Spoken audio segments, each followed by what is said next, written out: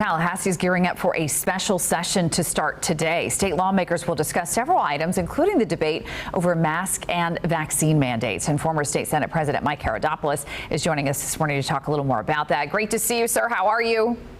Very well, Amy. Great to see you as well. So I know you've had to be, presiding over a special session many times in your career. Tell us a little bit about how this works. How does it get started? What will they be doing? Absolutely. The way that special session happens is one of two ways. First, the governor can call a special session, as he has done in this instance. The other way is the president of the Senate and the Speaker of the House get together and call for a special session. And so that's what happens. It cannot last more than 20 days. But in this, the expectation is that the legislators will come together over the next 3 to 4 days and try to strike the balance, as Andrea talked about earlier in your show, on vaccines, let alone the mask mandates here in Florida.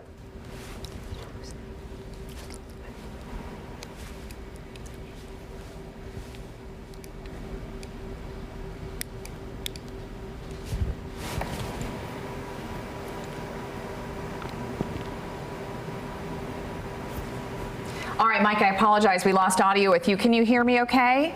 I can. All right, so sorry about that. I don't know what happened, but the audio system went out just briefly there. Okay, so I hear you now. So let's move on to the governor wanting to raise money for re-election at a record pace. This is something that we have been going through, with not really knowing, is the governor going to run for president? Is he going to stick around and run for governor? Now we know he's going to run for governor. Tell us a little bit about his re-election campaign and how much money he's raised.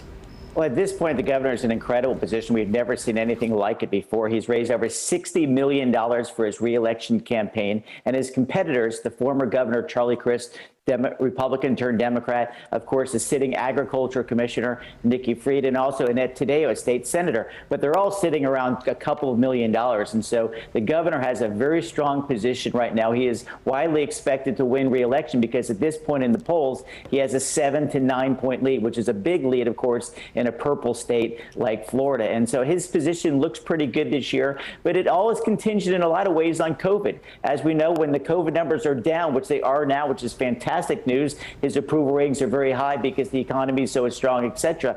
But we've seen when the COVID numbers spike up is when approval numbers go down. And so that's the balance he's trying to work on right now. The good news is that we continue to see these trends with COVID is that we all win. And of course, this would probably enhance the chances of Ron DeSantis being elected governor and the likelihood that he might run for president if reelected next year. Let's also talk about redistricting, Mike, because this could really impact how we sort of play out on a national level here in Florida.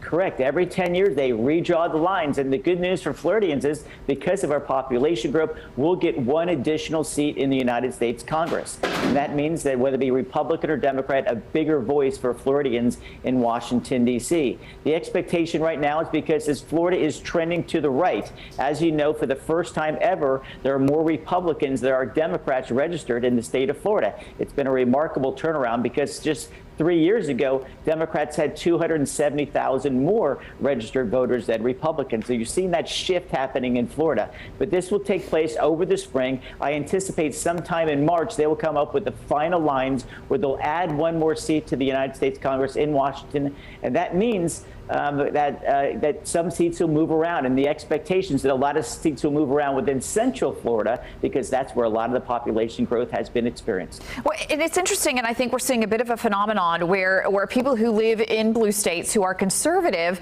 are moving to red states because they feel like maybe their vision or their voice is maybe being heard better in a state that is a little more red. Yeah, that's been the case right now. People vote with their feet. And so those people, like so many Floridians moving out of the Northeast, are coming down into Florida. And what's interesting is that enough people are changing their mind from those blue states to vote more Republican. That's why Republicans have enjoyed so much success over the last 30 years in Florida politics. You've also seen the shift in the western portion of the country as well. For the first time ever, California will lose a seat in the United States Congress because they're losing population in comparison with other states. And so things are always changing, but it just shows that the great idea with this federal experiment called America is people can vote with their feet. if they like what they see in other states, they can get in their car in this case and move on down to Florida, which seems like over 1 million people are doing over the last couple of years. All right, it's certainly interesting to watch. Former State Senate President Mike Haridopolos, thanks so much as always for your insight and being with us this morning. Great to see you, Amy. Have a great week. Thanks for your time. Thanks. All right, well, it's time to start spreading some